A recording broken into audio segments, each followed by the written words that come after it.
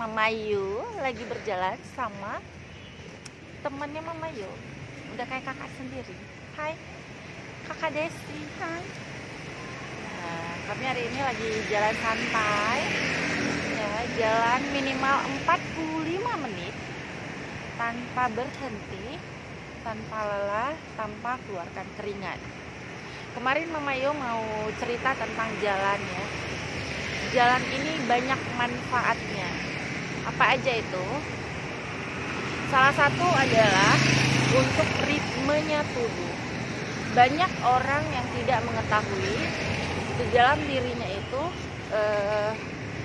tidak memiliki ritme. Artinya terlalu terburu-buru dalam berbicara.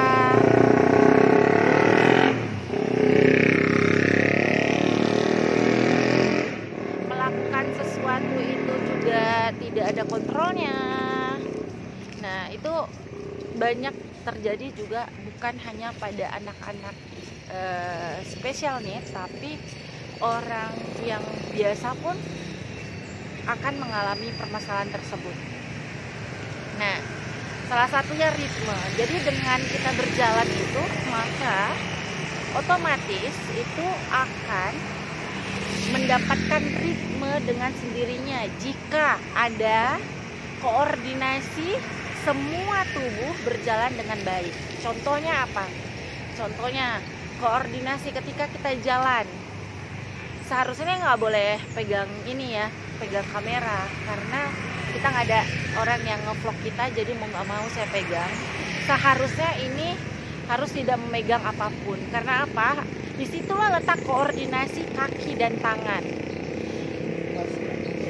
Anda nggak pernah berpikir kan, kenapa sih penting sensori itu penting gitu? Dan apa sih masalahnya, dampaknya jika salah satu dari sensori tidak bekerja dengan baik? Kalau salah satu sensori tidak bekerja dengan baik, maka koordinasinya bermasalah. Contoh, ketika jalan, ya kan, otomatis itu akan tangan bergerak kiri dan kanan. Nah, jika dia tidak koordinasinya sesuai, maka orang tersebut mengalami permasalahan. Jadi, bagi ahli untuk melihat orang ada masalah atau tidak pada bagian tulang belakangnya, bisa dilihat dari cara dia berjalan. Makanya berjalan itu sangat penting. Dari situ kita tahu apakah seseorang itu mengalami permasalahan tulang belakangnya bagaimana, apakah dia punya koordinasi. Nah, koordinasi bisa terhambat untuk ke masa depan atau kehidupannya. Minimal dia akan mengalami sulit konsentrasi. Itu udah arahnya ke sana, udah pasti. Jadi begitu juga untuk anak-anak yang special need. Bukan kan itu, yang normal juga banyak. Bisa saja dia tulang belakangnya itu nggak bagus gitu.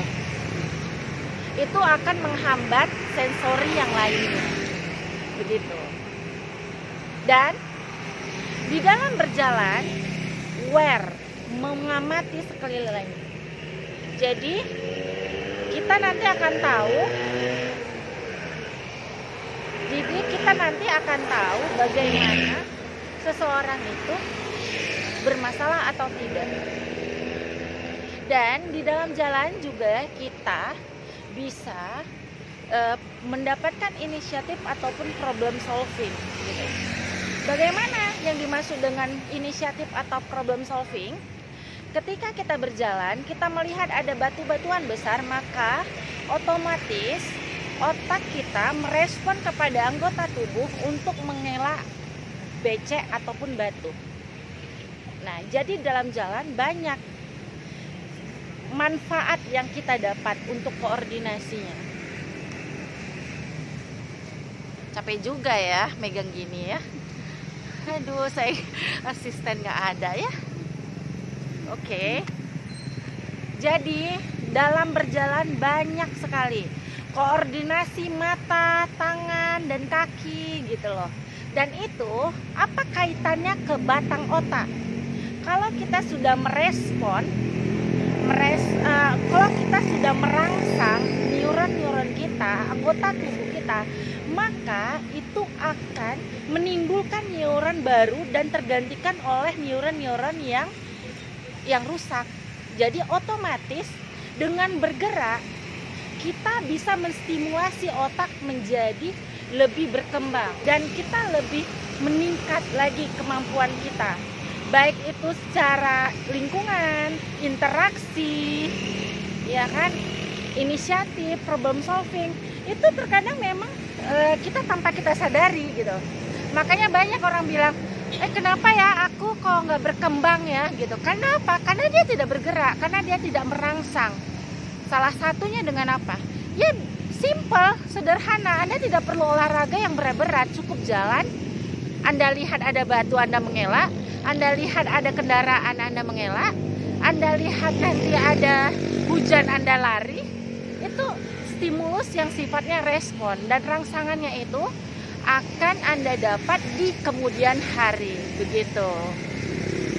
So, jika Anda mempunyai anak-anak atau anak-anak special need, terapi yang paling mudah, murah, efisien adalah jalan.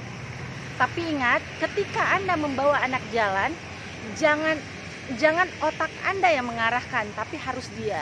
Contohnya apa? Mudah. Misal, kalau tahu itu di depannya becek, jangan kita bilang, sayang, itu becek, elak. No. Harus biarkan dia. Apakah dia tahu itu ada becek? Kadang kita bilang, masa sih nggak nampak di depan kamu becek? Kata kamu, kata anakmu belum tentu. Artinya apa? Anakmu belum sampai untuk mencari jalan keluar. Simpel kan? Gitu. Jadi tetap pantau. Yang penting lindungi, lakukan dia sebelah kiri, Anda sebelah kanan. Biarkan dia berjalan dan biarkan Anda nanti lihat ya reaksi tangan dia. Apakah tangannya itu bergerak dengan spontan atau enggak? Bahkan nanti bisa kita lihat ketika orang berjalan, tangannya tidak bergerak sama sekali, kaku. Berarti dia ada permasalahan pada postur tubuhnya ataupun pada perkembangannya. Itu saja. Mama Yo mau lanjut lagi jalan, mau nggak mau megang, sayang ya. Oke. Kalau bisa hidup sehat, kalau bisa membuat anak independen, salah satu juga dengan dia berjalan dengan sendirinya juga kita bisa membuat anak independen. Dia berpikir, problem solving dan inisiatif pasti akan terangsang dengan sendirinya. Oke? Kalau bisa hidup sehat, kenapa tidak? Kalau bisa makan sehat, kenapa tidak? Ya, bermula dari sekarang karena kesehatan investasi masa depan.